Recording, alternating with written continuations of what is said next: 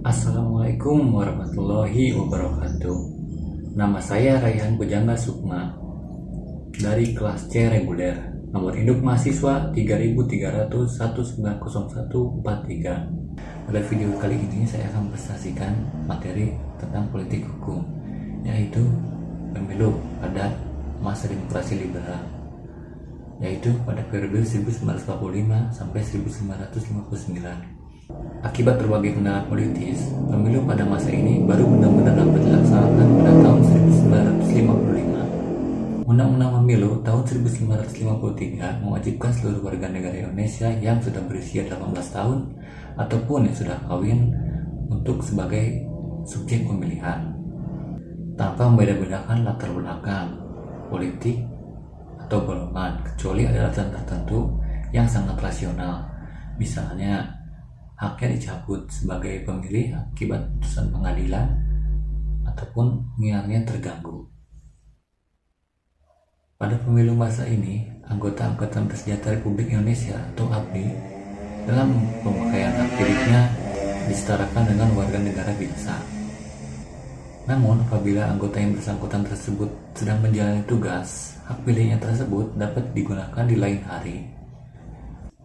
Terdapat dua periode dalam pemilu tahun 1955 ini. Periode pertama pada tanggal 29 September 1955, masyarakat memilih anggota DPR.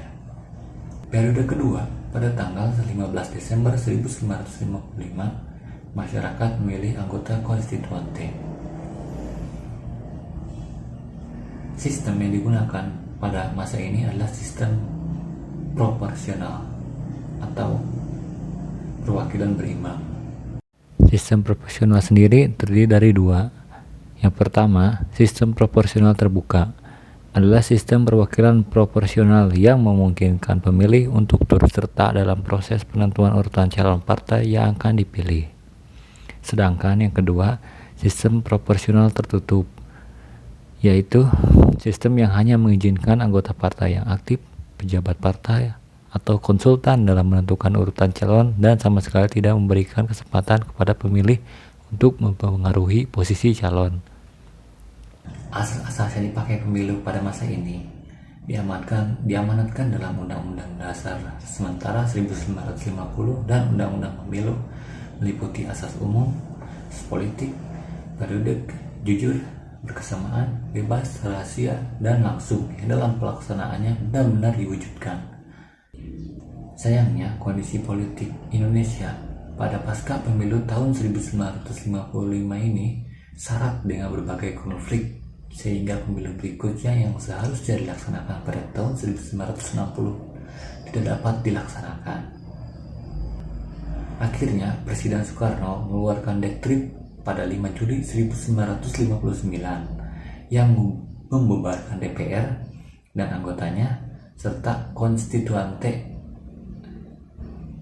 yang dipilih dalam pemilihan pemilu 1955. Setelah itu, Soekarno secara sepihak membentuk DPR gotong royong dan MPR sementara yang para anggotanya dipilih oleh Soekarno itu sendiri.